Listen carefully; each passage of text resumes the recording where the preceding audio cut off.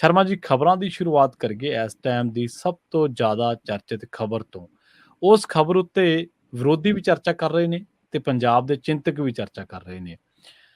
ਮਾਨ ਸਾਹਿਬ ਨੇ ਜਿਹੜਾ ਭਾਸ਼ਣ ਦਿੱਤਾ ਹੈ, ਕਹਿੰਦੇ ਵਾਹ ਮਾਨ ਸਾਹਿਬ, ਆਜ਼ਾਦੀ ਦਿਹਾੜੇ ਦਾ ਭਾਸ਼ਣ ਬੁਲਟ ਪ੍ਰੂਫ ਸ਼ੀਸ਼ਿਆਂ ਦੇ ਵਿੱਚੋਂ, ਤੇ ਲੋਕ ਉਹ ਪੁਰਾਣੀਆਂ ਕਲਿੱਪਾਂ ਕੱਢੀ ਬੈਠੇ ਨੇ ਜਿਹਦੇ ਵਿੱਚ ਮੁਰਗੀ ਖਾਨੇ ਖੋਲਣ ਦੀ ਸਲਾਹ ਦਿੰਦੇ ਹੁੰਦੇ ਸੀਗੇ।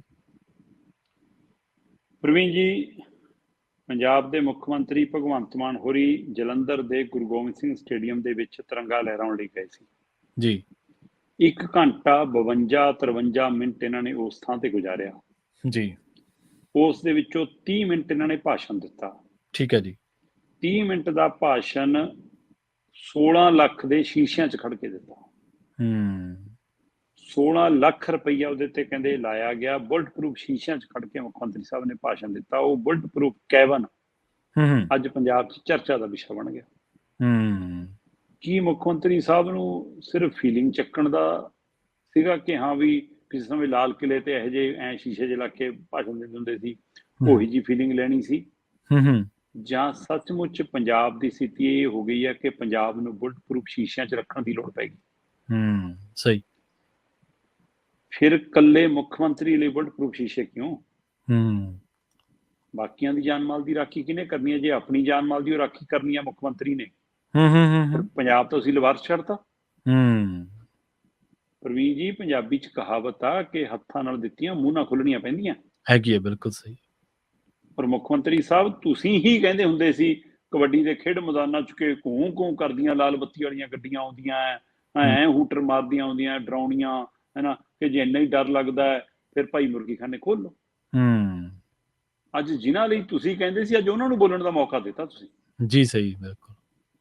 ਮਤਲਬ ਕਾਂਗਰਸ ਨੇ ਵੀ ਹਮਲਾ ਕੀਤਾ, ਅਕਾਲੀ ਦਲ ਨੇ ਵੀ ਹਮਲਾ ਕੀਤਾ, ਸ਼੍ਰੋਮਣੀ ਅਕਾਲੀ ਦਲ ਬਾਦਲ ਵੱਲੋਂ ਜਿਹੜਾ ਸੁਖਬੀਰ ਬਾਦਲ ਲਈ ਖੁਦ ਸੋਸ਼ਲ ਮੀਡੀਆ ਤੇ ਕਾਫੀ ਸੁਖਬੀਰ ਬਾਦਲ ਟ੍ਰੋਲ ਕੀਤਾ ਜਾਂਦਾ ਗੱਪ ਮਾਰਨ ਦੇ ਹਵਾਲੇ ਨਾਲ, ਉਹਨਾਂ ਨੇ ਇਸ ਤੰਜ ਨਾਲ ਉਸ ਅਕਾਲੀ ਦਲ ਨੇ ਤੰਜ ਕੱਸਿਆ ਸੋਸ਼ਲ ਮੀਡੀਆ ਤੇ, ਕਹਿੰਦੇ ਜੀ ਬੁਲਟ ਪ੍ਰੂਫ ਸ਼ੀਸ਼ਿਆਂ 'ਚ ਖੜ ਕੇ ਗੱਪ ਸੁਣਾਉਣ ਵਾਲੇ ਪੰਜਾਬ ਦੇ ਪਹਿਲੇ ਮੁੱਖ ਮੰਤਰੀ। ਠੀਕ ਹੈ, ਅੱਛਾ। ਉਹਨਾਂ ਨੇ ਇਹ ਸ਼ਬਦ ਵਰਤਿਆ, ਕਹਿੰਦੇ ਜੀ ਭਗਵੰਤ ਮਾਨ ਆਜ਼ਾਦੀ ਦਿਹਾੜੇ ਮੌਕੇ ਬੁਲਟ ਪ੍ਰੂਫ ਸ਼ੀਸ਼ੇ 'ਚ ਗੱਪ ਸੁਣਾਉਣ ਵਾਲੇ ਪੰਜਾਬ ਦੇ ਪਹਿਲੇ ਮੁੱਖ ਮੰਤਰੀ ਬਣ ਗਏ ਹਨ। ਪਿਛਲੇ ਵਕਤ ਵਿੱਚ ਤੰਜ ਕੱਸਦੇ ਹੁੰਦੇ ਸੀ ਕਿ ਜੇਕਰ ਚੰਗੇ ਕੰਮ ਕੀਤੇ ਨੇ ਤਾਂ ਡਰਨਾ ਨਹੀਂ ਪੈਂਦਾ। ਕੀ ਹੁਣ 2.5 ਸਾਲਾਂ 'ਚ ਡਰ ਲੱਗਣ ਦਾ ਕਾਰਨ ਇਹ ਹੈ ਕਿ ਚੰਗੇ ਕੰਮ ਨਹੀਂ ਕੀਤੇ? ਇਸੇ ਤਰ੍ਹਾਂ ਪ੍ਰਗਟ ਸਿੰਘ ਹੋਰਾਂ ਨੇ, ਕਾਂਗਰਸੀ MLA ਨੇ, ਉਹਨਾਂ ਨੇ ਵੀ ਸੋਸ਼ਲ ਮੀਡੀਆ ਤੇ ਤੰਜ ਕੱਸਿਆ। ਉਹ ਕਹਿੰਦੇ ਜੀ ਰੈਲੀਆਂ 'ਚ ਰੋਜ਼ ਭਾਸ਼ਣ ਦੇਣ ਵਾਲੇ ਮੁੱਖ ਮੰਤਰੀ ਭਗਵੰਤ ਮਾਨ ਆਜ਼ਾਦੀ ਦਿਹਾੜੇ ਮੌਕੇ ਬੁਲਟ ਪ੍ਰੂਫ ਸਟੇਜ ਦੇ ਜ਼ਰੀਏ ਦੇਸ਼ ਭਰ 'ਚ ਕੀ ਸੁਨੇਹਾ ਦੇਣਾ ਚਾਹੁੰਦੇ ਨੇ ਕਿ ਪੰਜਾਬ ਸੁਰੱਖਿਅਤ ਹੈ। 70 ਸਾਲਾਂ 'ਚ ਇਹ ਬਦਲਾਅ ਪਹਿਲੀ ਵਾਰ ਹੋਇਆ। ਇਸੇ ਤਰ੍ਹਾਂ ਸੁਖਵਿੰਦਰ ਕੋਟਲੀ ਨੇ ਸੋਸ਼ਲ ਮੀਡੀਆ ਤੇ ਪਾਇਆ, ਪਹਿਲੀ ਵਾਰ ਪੰਜਾਬ 'ਚ ਕਿਸੇ ਮੁੱਖ ਮੰਤਰੀ ਨੂੰ ਆਜ਼ਾਦੀ ਦਿਹਾੜੇ ਮੌਕੇ ਤੇ ਬੁਲਟ ਪ੍ਰੂਫ ਕੈਬਨ 'ਚ ਭਾਸ਼ਣ ਦਿੰਦਿਆਂ ਦੇਖ ਰਿਹਾ। ਜੇਕਰ ਮੁੱਖ ਮੰਤਰੀ ਸੁਰੱਖਿਅਤ ਨਹੀਂ ਤਾਂ ਬਾਕੀਆਂ ਤਾਂ ਗੱਲੇ ਛੱਡ ਦੋ। ਸ਼ਾਇਦ ਹੁਣ ਭਗਵੰਤ ਮਾਨ ਜੀ ਨੂੰ ਮੁਰਗੀ ਫਾਰਮ ਖੋਲ ਲੈਣਾ ਚਾਹੀਦਾ। ਦੇਖੋ, ਦੋ ਚੀਜ਼ਾਂ ਨੇ ਜੀ। ਜਾਂ ਤਾਂ ਮੁੱਖ ਮੰਤਰੀ ਭਗਵੰਤ ਮਾਨ ਹੋਰੀ ਹੁਣ ਇਹ ਕਹਿ ਕੇ ਪੱਲਾ ਛਡਾਉਣਗੇ ਕਿ ਜੀ ਕਿ ਏਜੰਸੀਆਂ ਨੂੰ ਇਨਪੁਟ ਸੀ, ਮੈਨੂੰ ਜੀ ਪੰਨੂ ਵੱਲੋਂ ਧਮਕੀਆਂ ਆਈਆਂ ਵੀ ਸੀ ਜੀ, ਹੈ ਨਾ, ਤੇ ਇਸ ਲਈ ਜੀ ਏਜੰਸੀਆਂ ਨੇ ਇਹ ਸਾਰਾ ਕੀਤਾ ਜੀ, ਮੈਨੂੰ ਤਾਂ ਪਤਾ ਹੀ ਨਹੀਂ ਸੀ। ਜੇ ਨਹੀਂ ਪਤਾ ਸੀ ਤੇ ਤਾਂ ਵੀ ਤੁਸੀਂ ਆਜ਼ਾਦੀ ਦਿਹਾੜਾ ਮਨਾ ਰਹੇ ਹੋ ਤੇ ਤੁਸੀਂ ਕਹਿੰਦੇ ਹੋ ਕਿ ਪੰਜਾਬ ਦੇ ਵਿੱਚ ਕੋਈ ਇਹੋ ਜਿਹਾ ਮਸਲਾ ਨਹੀਂ ਹੈਗਾ, ਅਮਨ ਕਾਨੂੰਨ ਦੀ ਸਥਿਤੀ ਸਹੀ ਆ, ਫਿਰ ਮੈਂ ਖੋਲ ਕੇ ਬਾਹਰ ਆ ਕੇ ਖੜ ਜਾਂਦੇ। ਤੁਸੀਂ ਤਾਂ ਸਟੇਜਾਂ ਕੀਤੀਆਂ ਹੀ ਨੇ, ਪਤਾ ਹੀ ਹੈ ਤੁਹਾਨੂੰ, ਉੱਥੇ ਲੱਗਿਆ ਰਹਿੰਦਾ ਸਿਸਟਮ। ਜੀ ਜੀ, ਬਿਲਕੁਲ ਬਿਲਕੁਲ। ਤੁਸੀਂ ਮੈਕ ਦੀ ਤਾਰ ਨਵੀਂ ਲਵਾ ਲੈਂਦੇ, ਹੈ ਨਾ, ਹੈਲੋ ਹੈਲੋ ਕਰਕੇ ਉਂਗਲ ਮਾਰ ਕੇ ਚੈੱਕ ਕਰਨਾ ਸੀ, ਤੁਹਾਨੂੰ ਤਾਂ ਤਜਰਬਾ। ਬਿਲਕੁਲ ਬਿਲਕੁਲ। ਤੇ ਪਰ ਤੁਸੀਂ ਉਸ ਕੈਬਨ 'ਚ ਖੜ ਕੇ 30 ਮਿੰਟ ਭਾਸ਼ਣ ਦਿੱਤਾ। ਮਤਲਬ ਆਜ਼ਾਦੀ ਦੀਆਂ ਗੱਲਾਂ ਤੇ ਸ਼ੀਸ਼ਿਆਂ 'ਚ ਕੈਦ ਹੋ ਕੇ, ਉਹ ਵੀ ਬੁਲਟ ਪ੍ਰੂਫ। ਜੀ ਬਿਲਕੁਲ ਸਹੀ ਹੈ ਨਾ, ਇਹ ਦੋਏ ਗੱਲਾਂ ਇੱਕ ਦੂਏ ਦੇ ਪੂਰਕ ਨੇ। ਹਾਂਜੀ ਹਾਂਜੀ, ਬਿਲਕੁਲ ਉਲਟ ਨੇ, ਮਤਲਬ ਉਲਟ ਖੜੀਆਂ ਨੇ। ਸੋ ਇਹ ਆਪਣੇ ਆਪ 'ਚ ਸਵਾਲ ਹੈ ਕਿ ਇਹ ਸਥਿਤੀ ਬਣੀ ਕਿਉਂ ਗਈ। ਮਤਲਬ ਇਹਦਾ ਮਤਲਬ ਤੁਸੀਂ ਇਹ ਕਹਿ ਤਾ ਕਿ ਭਾਈ ਪੰਜਾਬ ਹੁਣ ਸੁਰੱਖਿਅਤ ਨਹੀਂ ਹੈ, ਜਾਂ ਸੁਰੱਖਿਅਤ ਨਹੀਂ ਹੈ, ਜਾਂ ਤੋਂ ਸੁਰੱਖਿਅਤ ਰੱਖ ਨਹੀਂ ਹੋ ਰਿਹਾ। ਜੀ ਬਿਲਕੁਲ। ਮੁੱਖ ਮੰਤਰੀ ਵੀ ਤੁਸੀਂ ਹੋ ਤੇ ਪੰਜਾਬ ਦੇ ਗ੍ਰਹਿ ਮੰਤਰੀ ਵੀ ਤੁਸੀਂ ਹੋ। ਉਹਦੇ ਬਾਵਜੂਦ ਜੇਕਰ ਇਹ ਸਥਿਤੀ ਆ ਤਾਂ ਇਹ ਵੱਡਾ ਸਵਾਲ ਹੈ। ਤੇ ਫਿਰ 16 ਲੱਖ ਵੀ ਪੰਜਾਬ ਦਾ ਟੰਗ ਤਾ।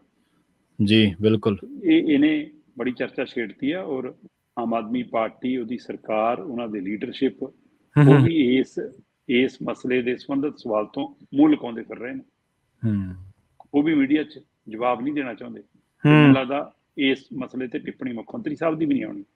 ਪਰ ਹੂੰ ਮੈਨੂੰ ਤਾਂ ਫਿਕਰ ਹੁਣ ਜਿਮਨੀ ਚੋਣ ਦਾ। ਜੀ ਸਾਨੂੰ ਜਿਮਨੀ ਚੋਣਾਂ 'ਚ ਰੋਡ ਸ਼ੋਅ ਫਿਰ ਕਿਵੇਂ ਕਰਨਗੇ? ਬੁਲਟ ਪ੍ਰੂਫ ਗੱਡੀ ਦੇ ਅੰਦਰੋਂ ਹੀ, ਹੂੰ ਉੱਥੇ ਬਾਹਰ ਨਾ ਨਿਕਲਿਓ। ਮਤਲਬ ਇਹ ਏਰੀਆ ਨੋ ਫਲਾਈ ਜ਼ੋਨ ਤੇ ਨੋ ਡਰੋਨ ਜ਼ੋਨ ਐਲਾਨਿਆ ਵਾ ਸੀਗਾ।